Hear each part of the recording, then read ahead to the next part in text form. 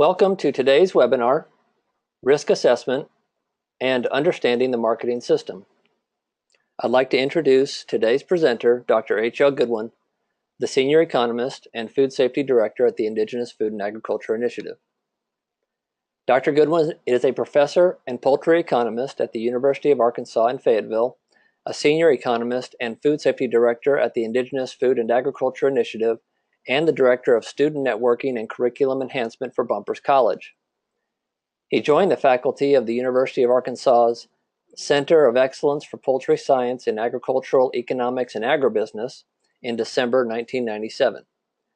Prior to joining the university, he was the Agricultural and Food Systems Policy Advisor to the Minister of Agriculture in Slovakia and a Fulbright Scholar in Czechoslovakia. He was faculty at Texas A&M's Department of Agricultural Economics and served as the Associate Director of the Texas Agriculture Market Research Center. He received his PhD in Agricultural Economics from Oklahoma State University in 1982. HL, thank you for doing our presentation today, and the presentation is yours. Thank you, Brian. We're going to start off the presentation series today by talking about what I feel is the most crucial aspect of any agricultural or food enterprise, and that is being able to properly assess risk that you have in that enterprise.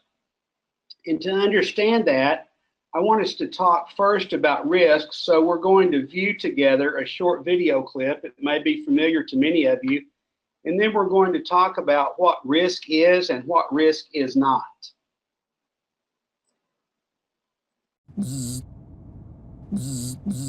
I'm your phone, stuck down here between your seat and your console, playing a little hide and seek. Cold. Warmer. Warmer. Boiling. Jackpot. And if you've got cut rate car insurance, you could be picking up these charges yourself. So get Allstate, where agents help keep you protected from mayhem. Like me. Mayhem is everywhere. Are you in good hands? So many of you have seen that commercial. Mr. Mayhem is playing the role of a cell phone falling under someone's seat. Hopefully this is not you and you do not experience this kind of activity, but it points up why people have insurance. Insurance is organized and exists to help people manage their risk. So let's look a minute at what risk is.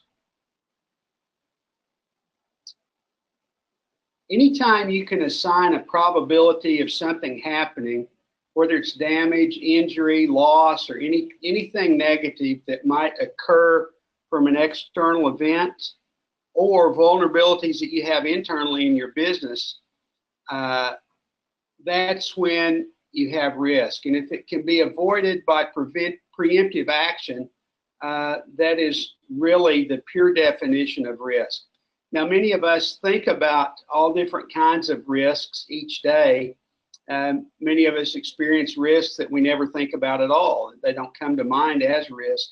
We think of them as uncertainties, but there's a huge difference. And so we're going to unpack that just for a moment. And we're going to do it by looking at different components of a business. First, we'll start with finance. So if you expect a certain return on your capital investment and you get a lower return than that, that's a financial risk, a risk of finance. And this is generally reflected by interest rates. We'll talk about that as we go through this webinar series in a little more detail. In the food industry, there's always a possibility there will be some negative outcome due to a food hazard. So the recent one that we've seen with romaine lettuce, many of you may be aware of that. Some of you, like myself, may have experienced a negative effect of the E. coli on the romaine lettuce.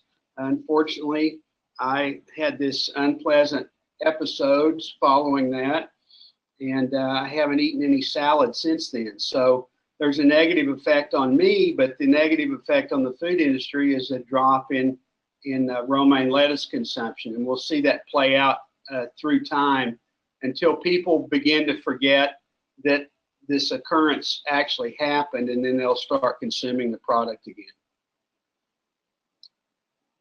Insurance, again, if there's a probability like a building burning down, if you know it, but you don't know the time or the actual value of the occurrence, which property the fire might occur in which it may not, that's another example of risk.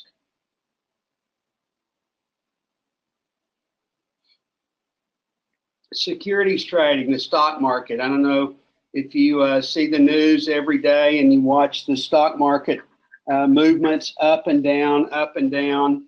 And so there's trading risk, and they divide that into two categories. There's systemic risk. That affects all the stocks in a certain class of stocks, like the steel industry or the oil and gas industry or retailers. So it's not really linked specifically to any one company. It's systemic risk. And so you can't eliminate that by diversifying. And then there's the non-systematic risk that isn't market related or is not systemic. And then the last place is workplace risk. And that's the event of the occurrence of a hazardous event, the probability of a hazardous event. We see this in the food processing industry. Just up the road here, there are several poultry slaughter plants and processing plants, and these poultry plants will have, 1,000 man-hours worked without injury. They take great pride in limiting workplace occurrences of adverse effects or hazardous events. So that's sort of a backdrop of what risk really is. Now let's look at what risk is not, and then we'll talk about the two just for a minute. Risk is not an uncertainty where neither the probability or the mode of occurrence is known, a peril or a hazard, something that makes the occurrence or peril more likely or severe. That's what risk is not. And I'd urge you to go back and read this link here, read on this link to get a little bit more detail. So we've talked about what risk is and is not. Now let's talk a little bit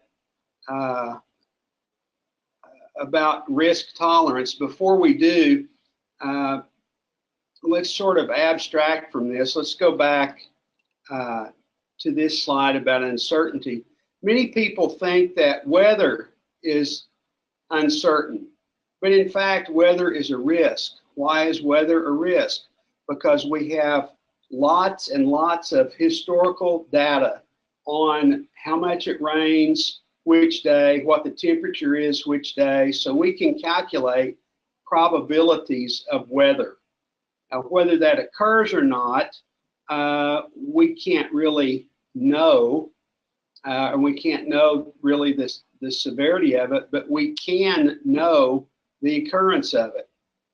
For example, an example for those of us in the Great Plains region, during thunderstorm season, there's a high probability that there could be spotty hailstorms which could destroy a crop. So how do you insure with crop insurance against this kind of adverse weather? The way you do that is the insurance companies have developed what they call actuarial tables, and what that is a series of losses that have been reported due to hailstorms over history, and they calculate the probability of occurrence of a hailstorm in any particular area. And that's how they set your premium. They set it to the amount of potential loss or the likely loss, plus their operating costs, plus a profit margin. And that's how they calculate their premiums. So we'll talk a little bit more about insurance later on in the webinar series. So what about risk tolerance? The way you manage risk and understand what choices you have and consider each one of them is determined by how risk tolerant you are. People in agriculture are traditionally risk averse. This means they don't like risk, so they're very conservative in their decision making, and they do a lot of things to make it where they don't have to really absorb the ill effects or potential ill effects of risk. And they handle risk typically in 5 different ways. One way is to retain the risk yourself. In other words, to do nothing, just to continue to operate, and if something risky happens that's adverse to you, the effect is adverse, you just absorb it and go on. So those people retain their risk. And I would say this is the least common of the 5 ways that I'm going to talk about when we're dealing with people in the agricultural industry. They shift risk. How do you shift risk? You can shift marketing risk by having futures contracts, by hedging. Many of you may have be familiar with the term hedging to shield you from market risk.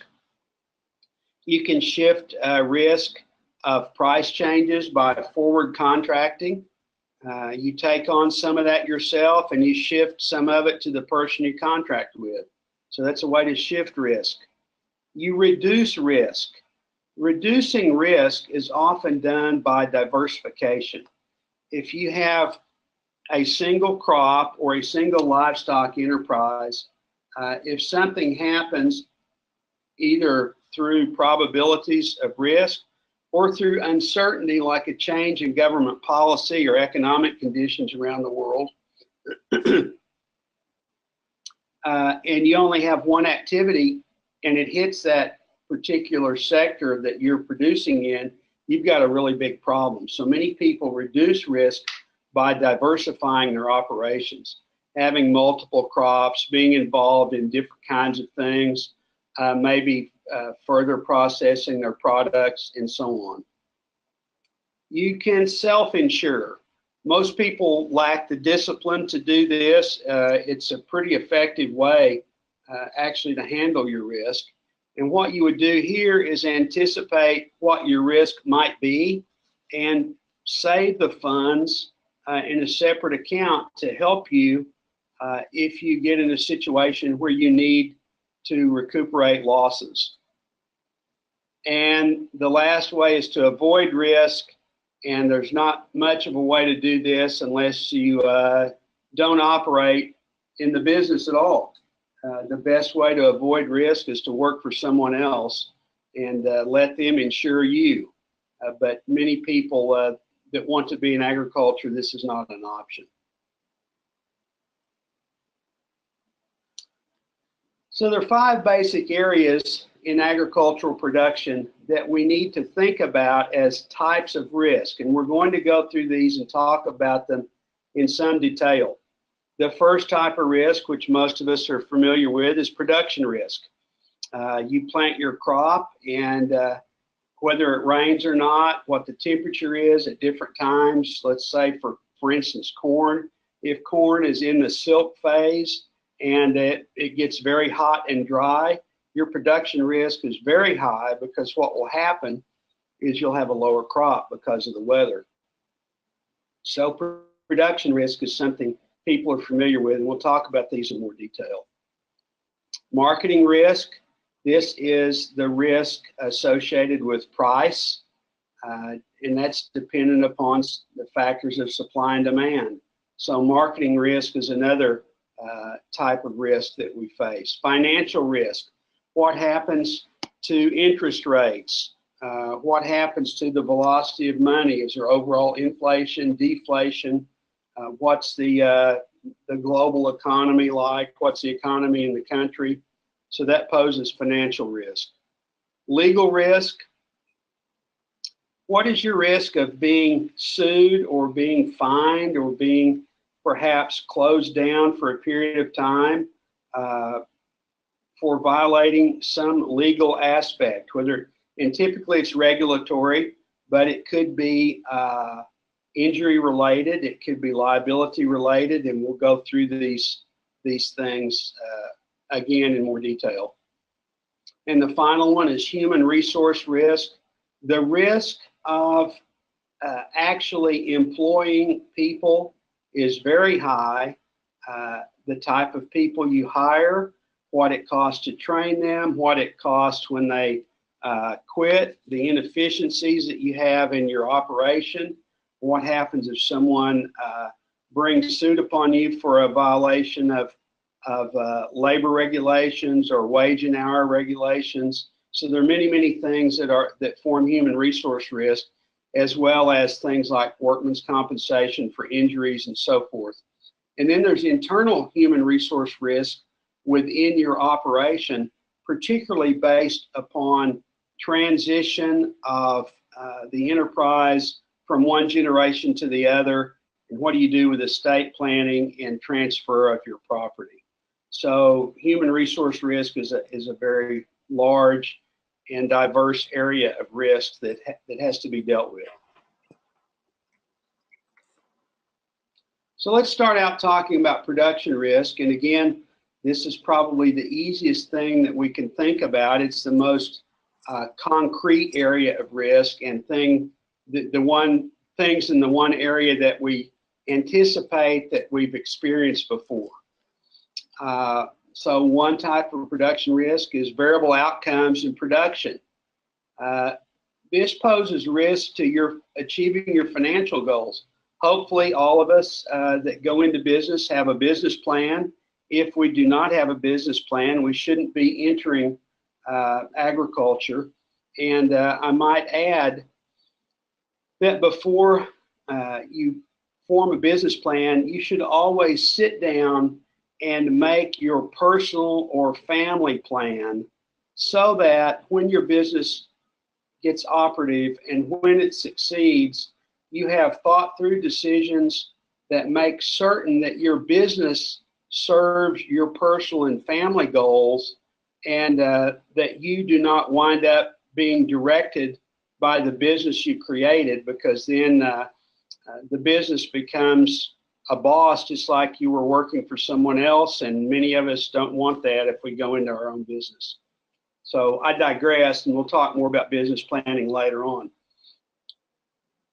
So the risk in achieving your financial goals. What are some major sources of production risk? And we've already mentioned some of these: weather, pests. The technology now, and we'll see this in just a minute, the technology to monitor and actually control pests is, when I was in high school in FFA, I couldn't even imagine the kinds of technology we have now. We'll see some of this as we go through this webinar. Diseases, particularly in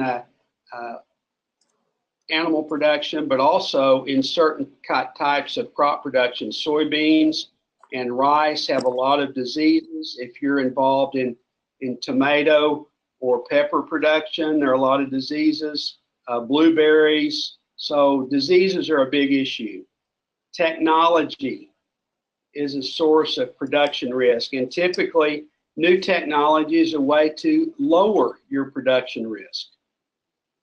Genetics is another way that poses risk. And there was an instance several years ago when a poultry breeding company developed a new type of, a new strain of rooster, and the offspring of this rooster were tremendously efficient, except they were not, they did not carry the genetic immunity to a certain very critical poultry disease, and there were huge losses, and the company wound up going out of business because of that. So genetics can be a negative or a very positive. And the quality of your inputs is another production risk. When you buy your inputs, this is the most important thing other than management that you can control yourself. The quality of your seed, the quality of your feed, the quality of your fertilizers or your pharmaceuticals that you either deal in your plant or animal agriculture. Do not scrimp on input quality. There is nothing to gain from saving money on inputs if it's a matter of having lower quality inputs. And machinery efficiency is another thing. We have equipment now that limits harvest loss to almost zero. And just machinery efficiency, the variable rate applications of fertilizers and pesticides that save money, that protect the environment, that lower the carbon footprint, that limit runoff. So machinery efficiency is a very important thing. Southwestern Ontario is the largest concentration of greenhouses in North America. This area here produces approximately 60% of the greenhouse produce that's consumed within the North American marketplace. The primary greenhouse crops that we grow are sweet bell peppers, tomatoes on the vine and beefsteak tomatoes, cucumbers, mini cucumbers, and long English-style seedless cucumbers. Primarily how we start our cropping system in the beginning of the year is we will purchase seeds from various suppliers of seeds. We grow many different types of tomatoes. There's a palette of different colors, shapes, sizes. The plant is growing at a rate of about 20 to 30 centimeters a week. So even from the initial time of planting all the way through its whole production cycle, we are touching that plant either by harvesting or training, what we would call wrapping a string around a plant to hold it up. Each fruit starts off as a flower, and every week we get a new set of flowers. In every greenhouse, there will be these yellow boxes. They're full of bumblebees, and we primarily use them for pollination. And so we bring these bumblebees in our greenhouses. We actually buy them, a box of bees, and they are usually in our greenhouse for about 3 to 4 months. And the bumblebees will fly around and they will pollinate our flowers to produce the fruit. And over an 8-week period, we will see a new set of tomatoes. So every week we're seeing a new set of flowers, and every week we're harvesting a fresh new cluster of tomatoes that will then find their way to store shelves locally and all around North America.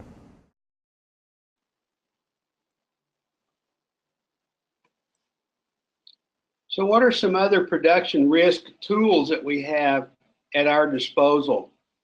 You just saw a very excellent clip of what's happening in the greenhouse vegetable industry. Let's look at some other production risk management tools. We mentioned earlier enterprise diversification. You know, it used to be, particularly in the Midwest and other areas, when we had the family farms, that people would have a few head of cattle. They would feed out the steers and heifers on the corn and soybeans that they produced. They may have some hogs. So they had enterprise diversification all across the spectrum. And almost everyone did this. Then there became a period when people specialized and would have vast farms of a single crop. And this still occurs in many areas. But enterprise diversification spreads your weather risk. It spreads disease risk. It's a way to manage inputs. It's also a way to protect yourself against price moves. So enterprise diversification is a very real way, by using combinations of crops and livestock, even off-farm employment.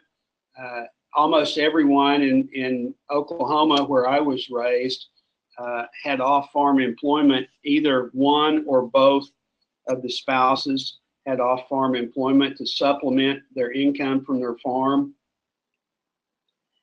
And the way this reduces risk is if there's income from one enterprise, it offsets low income from another, or if it's in fact off-farm income, it allows you to stay in business to weather these risky situations. Crop insurance, we talked a little bit about crop insurance. It transfers risk for a price. You pay an insurance premium. I told you a little bit about how that premium was calculated. The insurance company takes the loss that they have observed in agriculture through yields and through prices and therefore income, and they calculate what they figure it would cost them to reimburse costs from a producer. They add their operating costs and their profit margins, and that's the cost of your crop insurance. Crop insurance protects against losses. It's not a way to actually make money. It should be thought of as a cost of doing business. It's a production cost. It offers you an opportunity to have consistent gains instead of quite variable gains, with a bumper crop one year and a loss the next year. So it's really a good thing to level out your cash flow and to give you some flexibility in your marketing plans that you have for your products. I would recommend, where feasible and where available, that you would use a crop insurance, some kind of crop insurance product to manage your risk. And it's available for over 60 crops. So all the major crops and many things that we may consider not even major crops are available for coverage. You can look at the Risk Management Agency, RMA, and you can get an idea of what types of insurance are available. So there are a lot of different types of crop insurance. There's multiple peril crop insurance that covers all different sorts of adverse events for your multiple crops. It's a yield shortage mechanism from hailstorm, floods, droughts, etc., wind damage.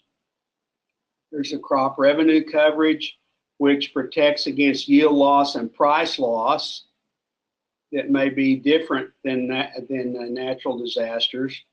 And it's offered for these 5 major commodities there that we see. The yield guarantee is set using actual production history. And many of these crop insurance products are dependent upon your crop history. So you must keep records. There are a lot of reasons why you should keep records, not the least of which is being able to subscribe to crop insurance. If you do not have production records, there are certain kinds of crop insurance products that you cannot participate in. There's group risk protection. It's similar to multiple peril crop insurance, and there your guarantees are based on county yields rather than individual farm yields. So if you're a particularly good farmer and you didn't keep records, you're subject to being treated as an average farmer. So keep your records. It gives you a lot more flexibility, and you're better equipped to make decisions.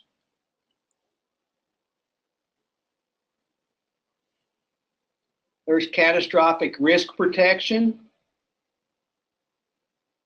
That's subsidized by the federal government.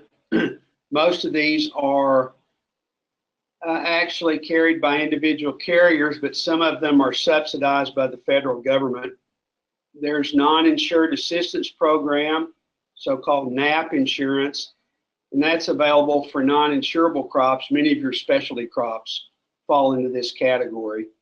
And you have to apply for that insurance when you plant the crop, not after it's in the ground.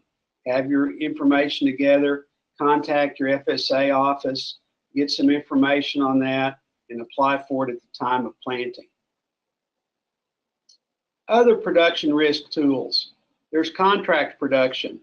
Many people that grow potatoes or barley or rice or, poultry production, swine production, it's all based on contracts, particularly vegetables if you're in processing vegetables, tomatoes, peaches, other things that are big in the canning industry, or in the Midwest. There's a lot of vegetable production that goes into canned and frozen vegetables, sweet corn, English peas, these type of products.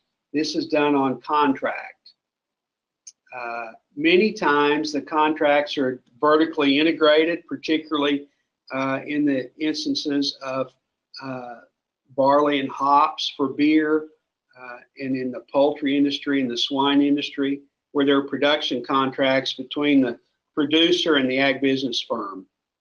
And they guarantee a price. The problem with that is, for this guarantee of price and security, you lose flexibility and you lose some profit opportunities. So there are trade-offs and everything, but contract production is a very effective mechanism to control production risk. New technologies is another method. Varietal selections, genetically altered seeds, precision farming. We talked about this a little bit earlier, where you can actually use equipment and your soil results and the terrain of the topography of your farm to calculate, and the equipment will actually apply your fertilizer and your different pesticides and nutrients to the soil based on precision that's calculated, and the computer inside the equipment varies the rate in which it's applied. This can provide lower input costs, again, improve environmental quality, particularly water quality and quantity. This is a key for low rainfall areas where there's irrigation and where there may be quick rains with a lot of runoff. It's important to maintain water quantity and quality. Air quality is impacted by this, and the probability of chemical drift is lessened considerably when you use precision farming. Higher crop yields is the desired result, and there's a lot of data that shows that crop yields, in fact, are higher with precision farming. And of course, you more effectively use your crop inputs. When DJI launched the Phantom, we changed the world. With every generation since, we've made flying easier, more reliable, and smarter. Now, we are bringing this expertise to the world of agriculture with the DJI Agris MG1, the first agricultural aerial platform designed for ultimate effectiveness, industry-level reliability, and precision spraying. One single Agris MG1 can carry 10 kilograms of fluid and cover 10,000 square meters on a single charge, 40 to 60 times faster than manual spraying. The Agris MG1 is dustproof and corrosion-proof. It's also water-resistant, so at the end of a spray, it can be rinsed clean. Its extreme reliability is possible through a specially designed internal cooling system. Air enters from the front, and mist, dust, and large particles are filtered out before reaching the motors, where heat is then dissipated into the surrounding air. Industry-standard ceramic nozzles come pre-installed and can be swapped out if necessary. Spray quality is further enhanced with a downward-facing radar that keeps the Agris MG1 at exactly the right height above the crops. Using the Agris MG1, modern farms can spray faster, more accurately, and more efficiently, bringing the DJI-powered aerial revolution to agriculture. With the Agris MG1, we are building the world of tomorrow.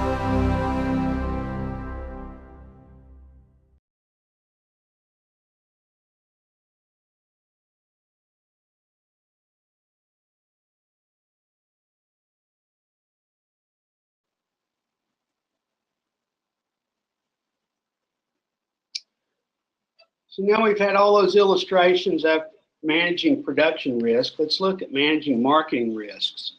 And first, let's talk about what marketing really is. We have it really an explanation. It's a link between production and financial profit. And the next webinar that we're going to look at talks about this a lot and under the 5 marketing functions. So marketing risk happens when changes in weather or policy affect prices.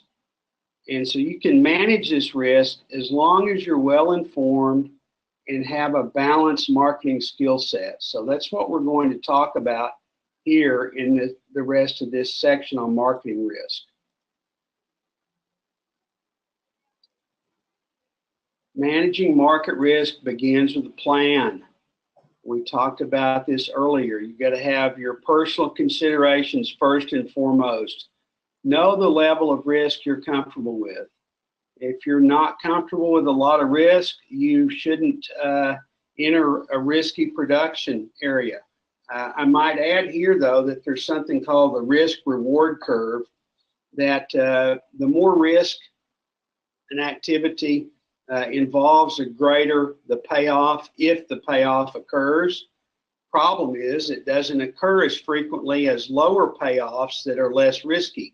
So that's what you got to be comfortable with. What's your personal level of risk? You have to be willing to increase and update what you're good at, what your skill set is. This is something that always has to be worked on. You have to make your marketing decisions dependent upon the rest of your risk decisions: financial, legal, human resource, and production risk. You can't make these things in a vacuum. They're all interrelated and they have to be considered in that manner. You need a long-term market plan. A one-year marketing plan is not a marketing plan. It's an action plan for 1 year. Marketing has to be developed over a long term, and you have to think about it down the road and plan ahead for your marketing changes. And again here, the goals and objectives of your business are the building blocks of your market plan. Your marketing plan needs to serve you, and it needs to serve achieving the goals and objectives of your business. And it has to include supply and demand analysis.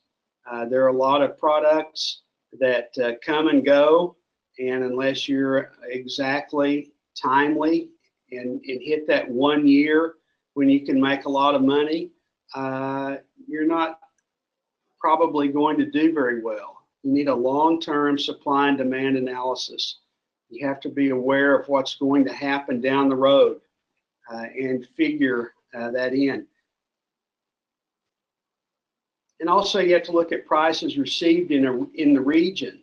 And this is heavily dependent upon the demand, supply and demand in the region, and also the transportation cost to the marketplace.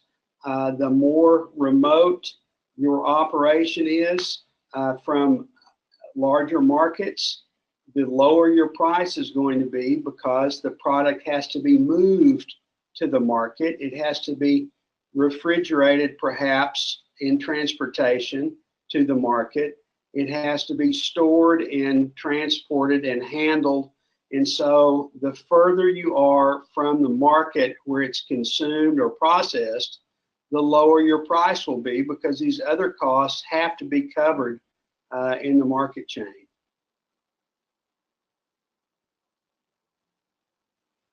So what are some marketing risk tools? Storage.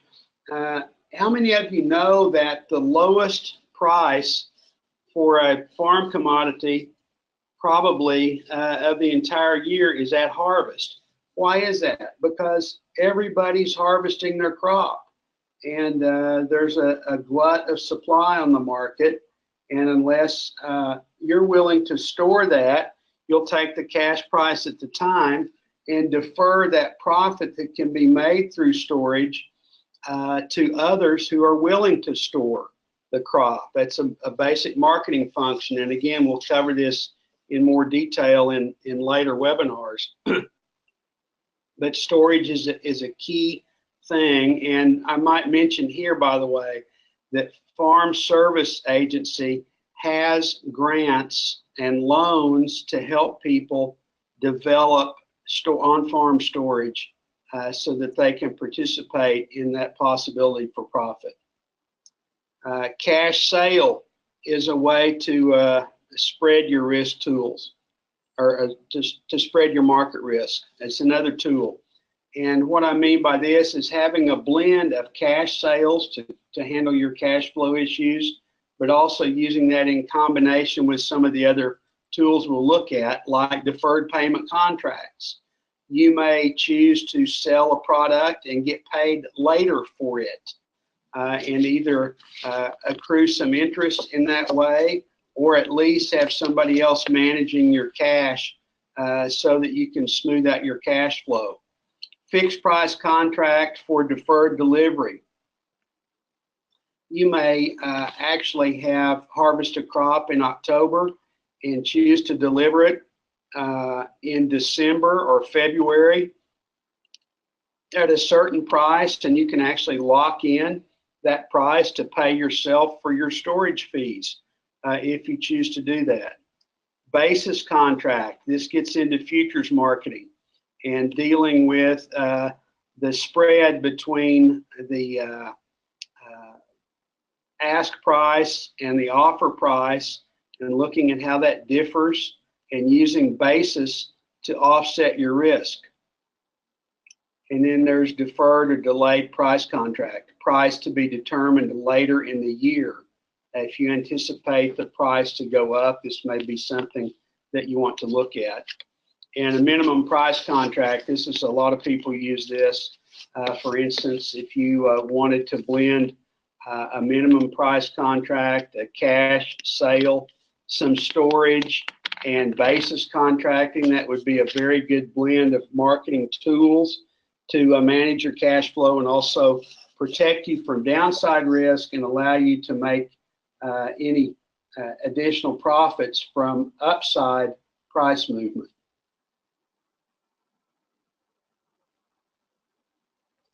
So now what about financial risk? There are three basic components of financial risk. The first one is cost and availability of debt capital. When you're going to the bank, what's the interest rate, what's the application fee, the loan processing fee, and how much money does the bank have to loan? So that's the first component. Second component is your ability to meet cash flow needs in a timely manner. And you can arrange this particularly with Farm Credit Services or an agriculturally savvy lending agency. You can arrange your debt payments to coincide with product sales. So that's another thing you may want to look at. And the ability to maintain and grow equity. What does this mean? This means that your equity is the value of your non-cash plus your cash assets. So if you're increasing your inventories, if you're increasing your livestock herd, if you have grain in storage or something like this, this is equity, and you want to have a financial situation where your equity can grow, because that puts you in a better position when you need to borrow money for some other reason.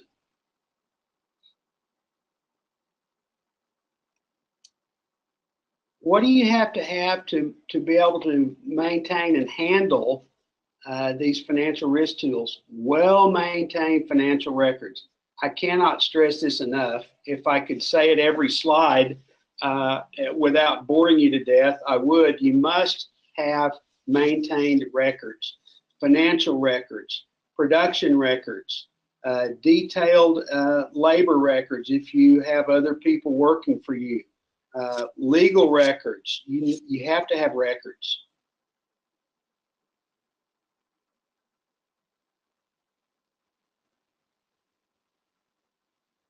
These include a balance sheet that shows what your assets and liabilities are at any time in the year. Hopefully your assets exceed your liabilities, otherwise you're insolvent and you won't be in business long. Statement of owner's equity. How much of the actual equity in your operation do you own? And how much does the bank or some other lender own? Your income statements. What is your income throughout the year? This is necessary for cash flow, which you have to have, projected and actual cash flows. You may project one type of cash flow, but you could have unexpected expenses. You could have unexpected positive or negative incomes.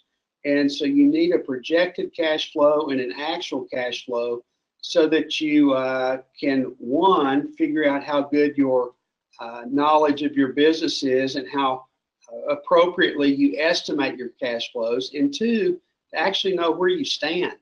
It's a sad story when you don't really realize that your cash flow has gone negative and you get a call from your banker and he wants to rectify that.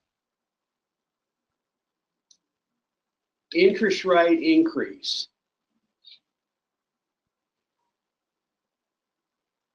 The lower the risk to the lenders with the use of crop insurance, the lower your rates are going to be. For example, if you're involved in a crop or ag production that can be insured and you have crop insurance, it will lower your rates on your interest. Why? Because they're more certain that you can pay what you owe them on your loan.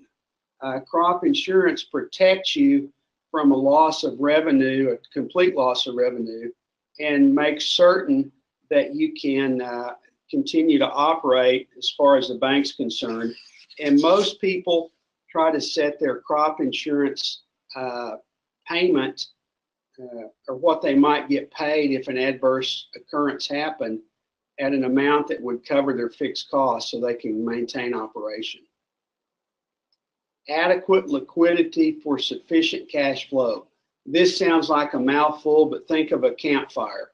If you're somewhere, there are three things required for a fire: wood or some kind of fuel, oxygen, and ignition. And what most businesses fail from is not having enough cash flow to maintain the business, enough liquidity. I call this the air of a business. You've got to have oxygen for a fire to burn, and you've got to have cash flow and liquidity for your agribusiness to continue to operate. And then here's another big one: controlling and meeting family living costs. Farmers are notorious for underestimating what it actually costs them to live. They think they can get by with less than they can. So I would urge you, that's why I urge the individual plan first, the personal plan or the family plan. Know what your expenses are to maintain your living and then operate from there. Don't underestimate and think you can get by on less than you can.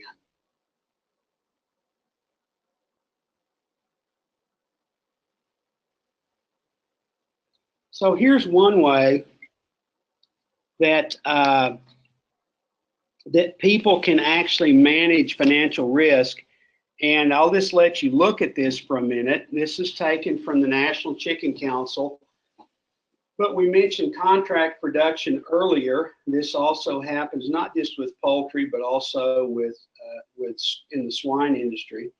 But you can look at the various pieces of that, and what you can see is the two places that growers are involved is the breeder farm and the grow out house. Everything else is under control of the poultry firm.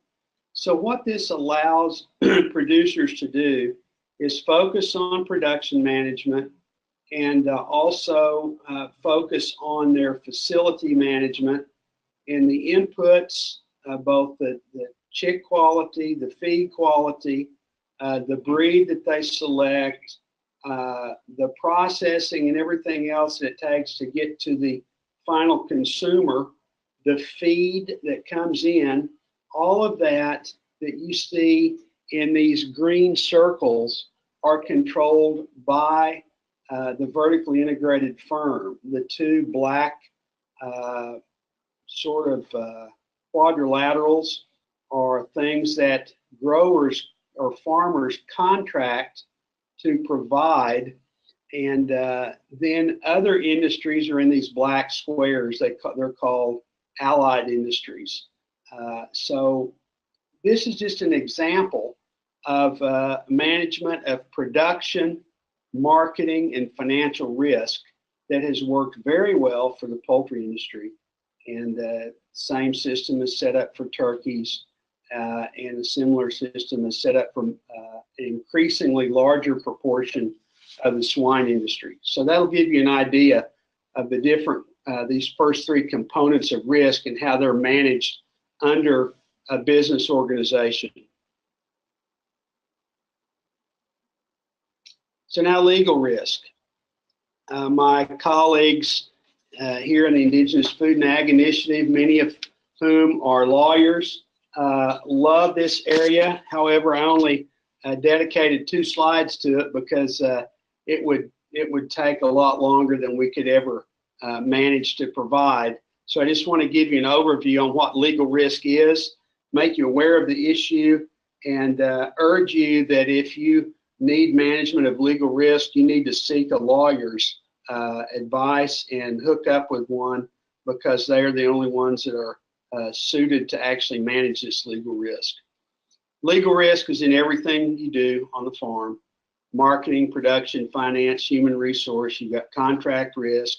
You've got all kinds of banking risk, finance risk, your human resources risk. So there's 4 categories really of legal risk: legal, business structure, and tax and estate planning. This is huge. Over 65% of all farmers have no estate plan. And many of them have not the most advantageous business structure to handle tax issues.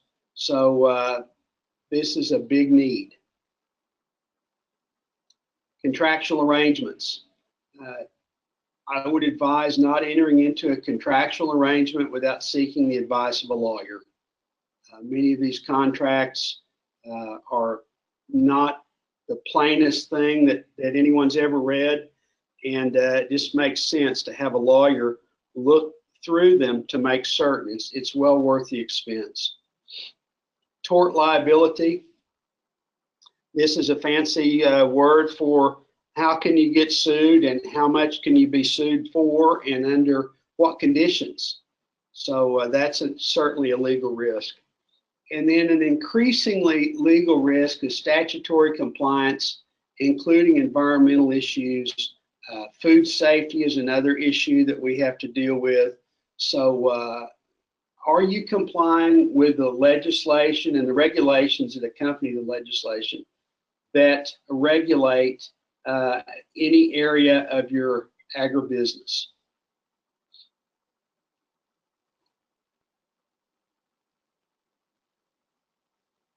So what are some legal risk tools? Operating under the proper entity.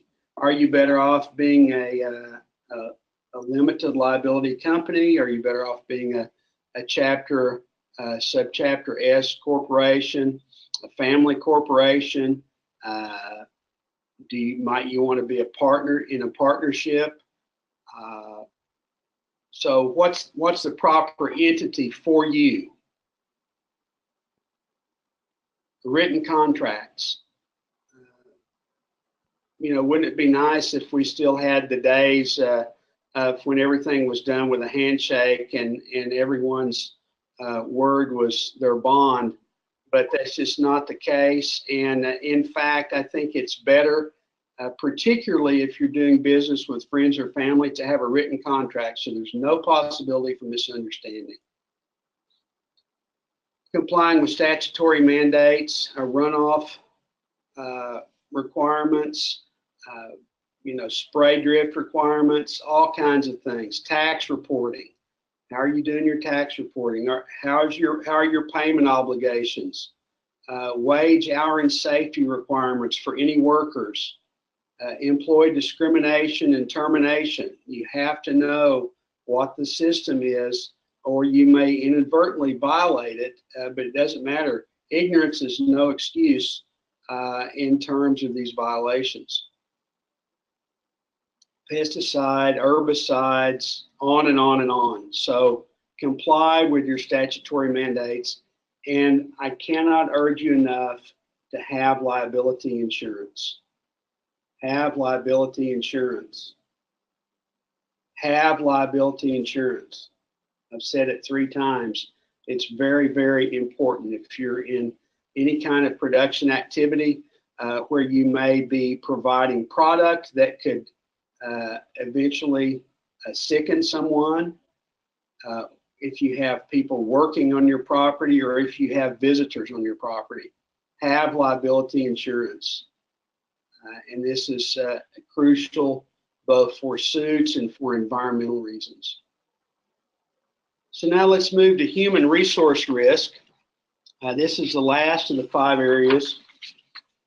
There's a couple of slides here, and then we'll summarize some things and wrap those up. Human resources are both a risk and a risk management tool. That sounds like I'm talking out of both sides of my mouth. Let me explain a little bit here. The key is how you approach managing people. How do you approach managing people? That's the key to human resource risk. You need a clear definition of how plans and decisions are made by your agribusiness firm. Have a flow chart of who makes decisions. If it's only you, write it down anyway. How do you make decisions? Having a written plan and a written process is really protection for you.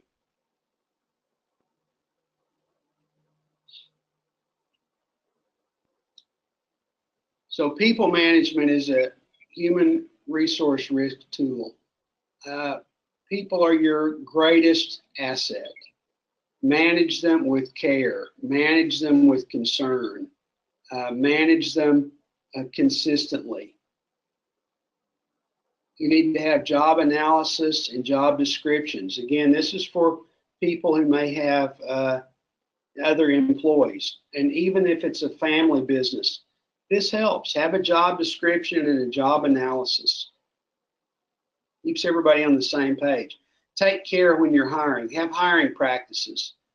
Don't just willy-nilly hire people very loosely and have something they sign that they agree to work, of what their specific tasks are going to be, what the terms of the employment are. Give them orientation and training. This is particularly important if you're producing any kind of product that is consumed raw, that's covered by the Food Safety Modernization Act. You must give appropriate orientation and training to your workforce. Manage your employer-employee interaction. Should be professional at all times, should be cordial. There should be boundaries between you and your employees, just for your own protection. Have a performance appraisal for your workers. This gives you a chance to sit down and objectively critique their performance, and it gives them a chance for feedback. And when you do this, have things that they do particularly well, make certain that that's covered, and also give them constructive criticism on how they may improve areas of shortcoming. How are they going to be compensated? This needs to be clarified and specified, preferably in a hiring document. What are things that they will be disciplined for, and how will the discipline be dispensed? And also in here you may have things like what to do when they're ill and so forth, how that's handled, because there'll be times when people are ill, work still has to be done, but you don't want to jeopardize their permanent health or the quality of your product. And then lastly, I mentioned estate planning. Please have an estate plan. If you're working with your parents or your grandparents, someone that's elderly, encourage them to have an estate plan. Not so, nobody has to know about it but them and the lawyer, but an estate plan is a necessary thing.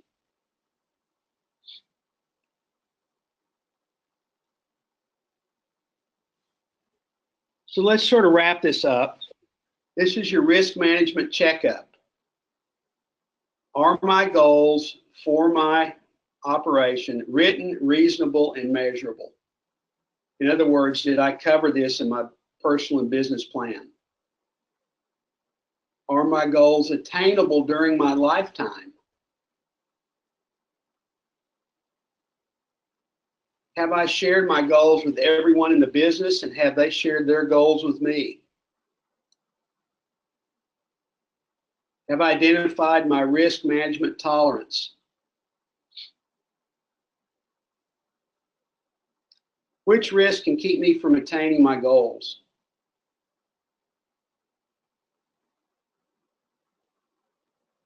Which risk am I comfortable retaining and managing with my own resources, and which ones will I shift and avoid?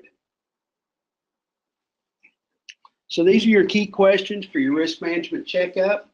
I would encourage you at the start of your business or early on to define these things, specify them, go through this risk assessment webinar, make your plan, and then begin to actually implement it.